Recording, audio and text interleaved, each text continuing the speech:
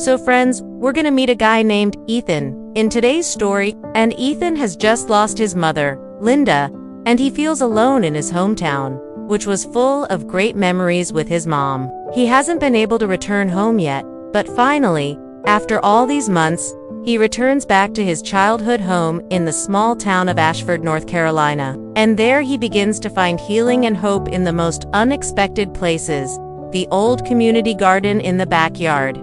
So let's get right into it. It was a quiet spring morning in the small town of Ashford, North Carolina, known for its winding roads lined with oak trees and its close-knit community that came together for everything, especially for their annual fish fry at the local church. Here, the rhythm of life was slower, the days warmer, and the bonds of family and friendship ran deep. It was in this town that Ethan Marshall had grown up, spending summers climbing trees with his best friend, Billy, and helping his mother tend to the community garden behind the church. But now, 6 months later, the garden was overgrown, the raised beds choked with weeds, and Ethan found himself standing before it, the rusty gate a barrier between him and the memories it held. Linda had been more than just a mother to Ethan. She was his best friend, the one who had believed in him when he felt lost, who had wiped away his tears when he scraped his knee as a child, and who had shown him the beauty of giving back to their community. The day she died, a part of him had withered along with her. He had buried her with her favorite sunflower seeds in her coffin, hoping she could find some sunshine in her new home. But now, unable to face the echoes of her laughter in their small house, or the whispers of her love in the wind, he had stayed away. But today was different. Something compelled him back, a need to confront the silence that had become his life, the absence that haunted his waking moments and seeped into his dreams. Placing his hand on the cold metal gate, he closed his eyes, the familiar scent of damp earth and blooming jasmine filling his lungs. When he opened them, the world shifted. Before him lay not just a neglected garden, but a canvas of possibilities, a chance to honor his mother's memory and breathe life back into a town that needed it. With a deep breath, he pushed open the gate, the hinges screaming in protest, and stepped inside. The garden was a jumble of weeds and forgotten tools, a tangle of vines that mirrored the knots of grief in his chest. Yet amidst the chaos, he saw potential. The remnants of his mother's love woven into the fabric of the overgrown shrubs, and the sturdy old wooden bench nestled between the tomato and sunflower patches. It was here that she had spent countless hours nurturing not just plants, but the community. The garden had been her sanctuary, a place where she found solace in the soil, the water, and the promise of each new season. As he surveyed the landscape, the weight of his mother's absence pressed down on him. It had been her gentle hands that had coaxed life from the soil, her infectious laughter that had echoed between the rows of sunflowers.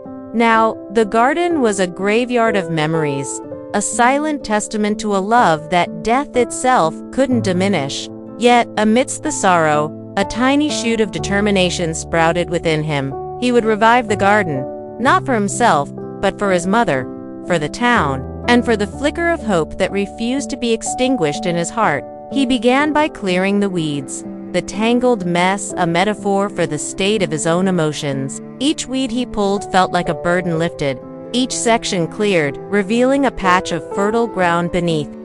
Slowly, the garden began to resemble the haven his mother had created, the raised beds taking shape and the tools finding their places, a symphony of raking, digging, and planting. It was hard, slow work, but with each passing day, the garden bloomed, and so did the community around it. Word spread like wildfire through the close-knit town of Ashford that Ethan was tending to the old community garden. It began with Mrs. Jenkins, a retired schoolteacher who lived across the street from the Marshalls, her gaze sharp and her heart even sharper.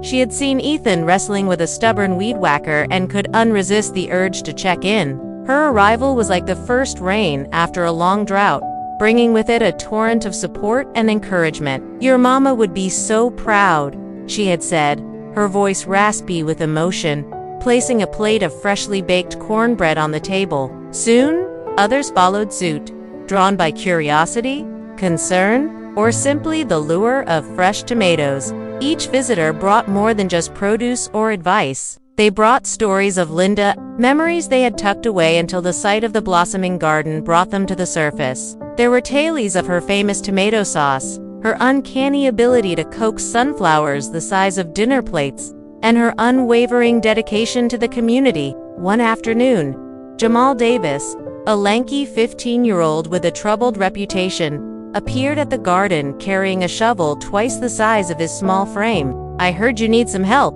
he mumbled, his eyes downcast. Ethan, recognizing the spark of trouble in the boy's demeanor, took it upon himself to guide him, teaching him not just how to dig a straight furrow, but also the value of commitment and responsibility.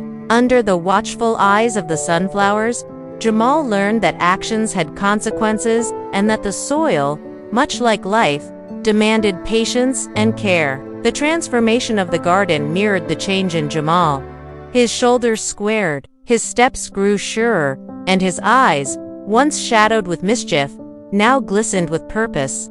In the shared labor, the generational gap vanished and a bond formed between them, a testament to the power of community and the enduring legacy of Linda Marshall. As the weeks turned into months, the garden became a kaleidoscope of activity. Children scampered between the rows of lettuce and tomatoes, their laughter echoing the carefree days of Ethan's own youth. Maria Rodriguez, a single mother of two, could be found kneeling beside the sunflowers, her daughter Sophia trailing after her with a watering can. The garden, once a symbol of loss for Ethan, now pulsed with the energy of new life, a fitting tribute to his mother's memory. On Saturday mornings, the air buzzed with excitement as neighbors gathered for harvest days. Baskets overflowed with ripe tomatoes, plump pumpkins, and bunches of fragrant basil.